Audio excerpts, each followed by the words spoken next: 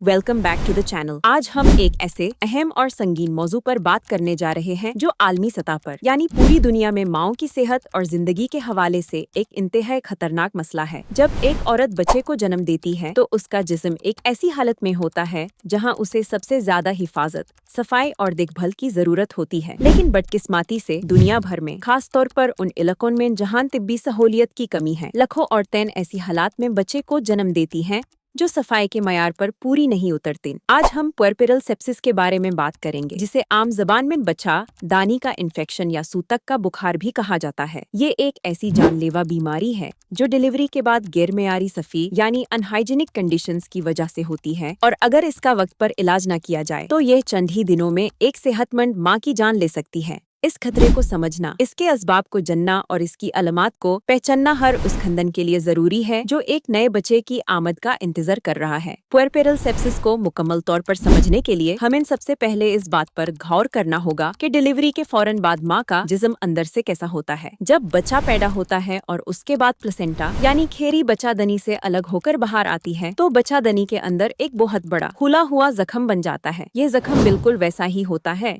जैसे आपके जिस्म के किसी ब्रूनी हिस्से पर कोई गहरा कट लग जाए। इस खुले हुए जख्म को भरने और ठीक होने में हफ्तों लगते हैं। इस दौरान बच्चादनी और बर्थ कनाल इंतहाई सेंसिटिव होते हैं। हमारे इर्द गिर्द, हवा में, जमीन पर और यहाँ तक कि हमारी जिल्द पर अरबों की तादाद में जरासीम या बैक्टीरिया मौजूद होते हैं। अगर डिलीवरी के वक्त मुकम्मल सफाई या हाइजीन का ख्याल न रखा जाए तो ये खतरनाक बैक्टीरिया बहुत आसानी से वजाइना के रास्ते बच्चादनी में दाखिल हो जाते हैं। जब ये बैक्टीरिया उस खुले हुए जख्म पर हमला करते हैं तो वहाँ इन्फेक्शन पैदा हो जाता है, जिसे पुएर्पेरल सेप्सिस कहते हैं। ये बैक्टीरिया तेजी से अपनी तादाद बढ़ाते हैं और अगर इन्हें फौरन न रोका जाए तो ये इन्फेक्शन बच्चादनी से निकलकर खून में शामिल हो जाता है, जिसे सेप्टिसीमिया या खून का जहरीला होना कहते हैं। दुनिया भर में इस इन्फेक्शन के फैलने की सबसे बड़ी वजह डिलीवरी के दौरान गैर मेयारी सफाई और देहाती या पुराने तर्ज के इलाज हैं। औज़बोहात से मुमालिक और इलाकों में आज भी खवातीन अस्पताल जन के बजाय घर पर बच्चे को जन्म देने पर मजबूर हैं, या यही उनकी रिवायत है। घर पर होने वाली इन डिलीवरीज में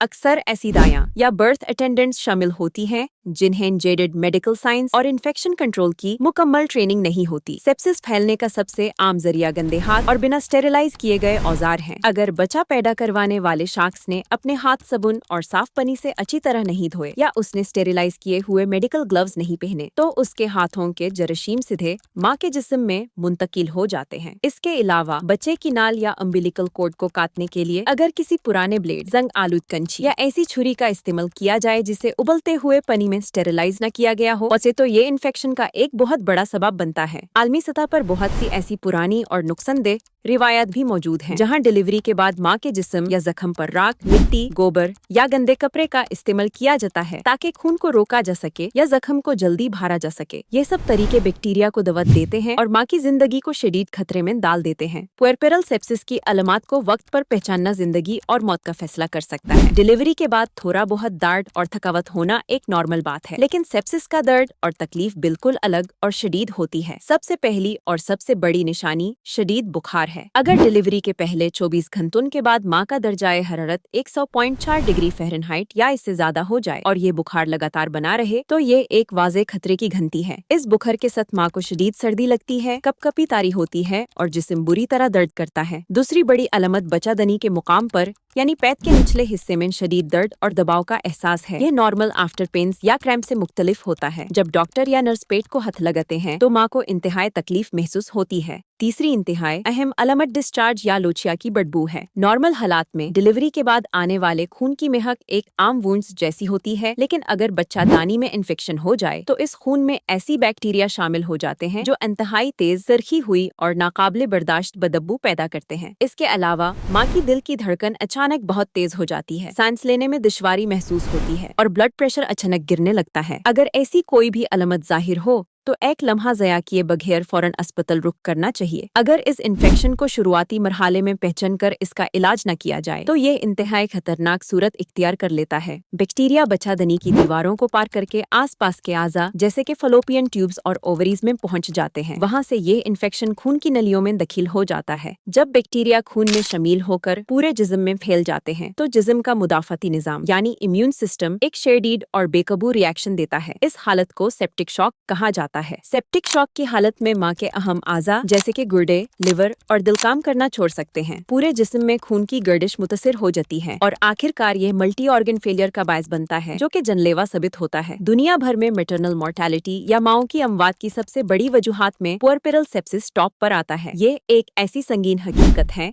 जिसे सिर्फ एहतियात और वक्त पर मेडिकल इंटरवेंशन के जरिए रोका जा सकता है। जब एक माँ इन अलामात के साथ अस्पताल पहुंचती है तो मेडिकल टीम का सबसे पहला मकसद इन्फेक्शन को खून में फैलने से रोकना होता है। पुअरपेरल सेप्सिस का इलाज किसी घरेलू टोटका या आम दर्द कश अद्वियात से मुमकिन नहीं है। इसके लिए फौरन और एग्रेसिव एंटीबायोटिक्स का इस्तेमाल जरूरी है। डॉक्टर्स आमतौर पर ब्रॉड स्पेक्ट्रम एंटीबायोटिक्स ड्रिप के जरिए सीधा खून में शामिल करते हैं ताकि दवाई फौरन अपना असर शुरू कर सके और बैक्टीरिया को खत्म कर सके। इसके साथ साथ माँ को IV फ्लूइड्स दिए जाते हैं ताकि उसके जिस्म में पानी की कमी पूरी हो और ब्लड प्रेशर नॉर्मल सतह पर वापस आए। अगर इन्फेक्शन की वजह से बच्चादानी के अंदर कोई एब्सेस या पीप की थैली बन गई हो या अगर प्लेसेंटा का कोई टुकड़ा अंदर रह गया हो जिसकी वजह से इन्फेक्शन फैल रहा हो तो डॉक्टर्स को माइनर ऑपरेशन या D&C करके बच्चादानी की मुकम्मल सफाई करनी पड़ती है। सेप्सिस की हालत में माँ को अस्पताल में कई दिन तक दाखिल रहना पड़ सकता है ताकि उसकी हालत को मुसलसल मॉनिटर किया जा सके। ये एक इंतहाई तकलीफदेह और जहनी तौर पर थका देने वाला अमल होता है, लेकिन जिंदगी बचाने के लिए ये आखिरी हाल है। लेकिन सवाल ये पैदा होता है कि आखिर हम इस जानलेवा बीमारी को रोक कैसे सकते हैं। पुअरपेरल सेप्सिस एक काबिले इलाज और सबसे बढ़कर काबिले एहतियात बीमारी है।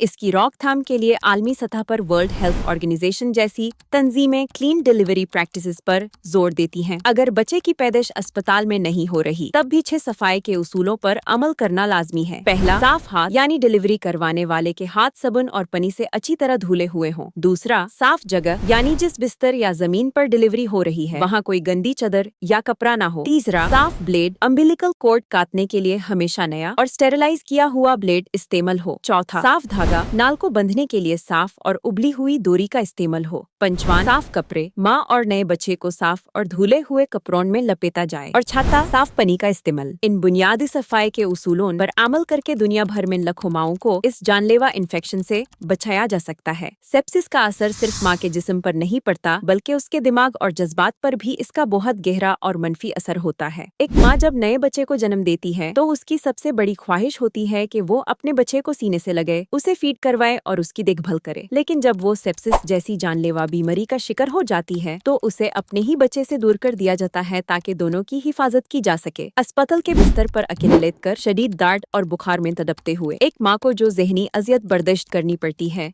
उसका अंदाजा लगाना नामुमकिन है। वो इस खौफ में मुब्तला रहती है कि क्या वो जिंदा बचकर अपने बच्चे के पास वापस जा सकेगी। ये खौफ और फिजिकल ट्रॉमा मिलकर माँ को सिवियर पोस्टपार्टम डिप्रेशन और PTSD की तरफ धकेल सकते हैं। इसलिए अस्पताल से डिस्चार्ज होने के बाद भी उसकी जहनी सेहत का ख्याल रखना उतना ही जरूरी है जितना उसकी जिस्मानी सेहत का। शोहर और घर के दीगर अफराद को चाहिए कि वो उस पर किसी भी किस्म का दबाव न डालें, उसे घर के कामों से मुकम्मल छुट्टी दें और बच्चे की देखभाल में बराबर के शरीक हों। एक औरत जो मौत के मुंह से वापस आई हो उसे ठीक होने के लिए सिर्फ दवाइयों की नहीं बल्कि बेपनाह प्यार, तवज्जो और वक्त की जरूरत होती है। माँ बनने का सफर एक अजीम और मुश्किल तरीन अमल है। एक औरत अपने जिस्म को इंतहाई तकलीफ और खतरे में डालकर एक नई जिंदगी को दुनिया में लाती है। हमारा ये फर्ज बनता है कि हम इस सफर को महफूज बनाएं। अगर आप हामला हैं या आपके खानदान में किसी बच्चे की पैदाइश होने वाली है तो पहले से ही सफाई और हिफाजत के तमाम इंतजामात मुकम्मल रखें। कोशिश करें कि डिलीवरी किसी ट्रेंड हेल्थ केयर प्रोफेशनल की निगरानी में हो। किसी भी किस्म के पुराने गैर मेयारी और देहाती इलाजों से